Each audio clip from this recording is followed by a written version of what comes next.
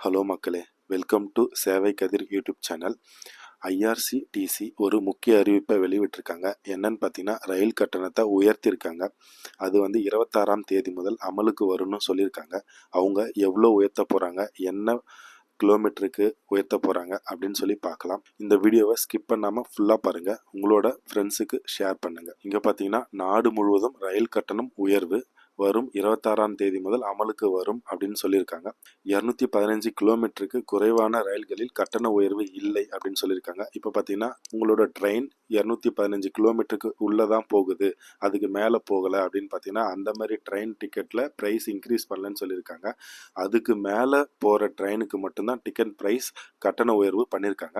அதுவும் எவ்வளோ பண்ணியிருக்காங்கன்னு பார்த்தீங்கன்னா, 215 கிலோமீட்டருக்கு மேலே ஒவ்வொரு கிலோமீட்டருக்கும் 1 பைசா வீதமும், ஏசி வகுப்புகளில் கிலோமீட்டருக்கு 2 பைசா வீதமும் கட்டண உயர்வு பண்ணியிருக்காங்க.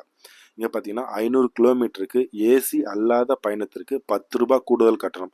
இப்போ வந்து 500 கிலோமீட்டருக்கு மேலே நீங்கள் ஏசி இல்லாமல், இப்போ பார்த்தீங்கன்னா 500 கிலோமீட்டருக்கு மேலே நீங்கள் செகண்ட் கிளாஸில் ட்ராவல் பண்ணுறீங்கன்னா உங்களுக்கு வந்து 10 ரூபாய் கூடுதல் கட்டணம் அவங்க அறிவிச்சிருக்காங்க.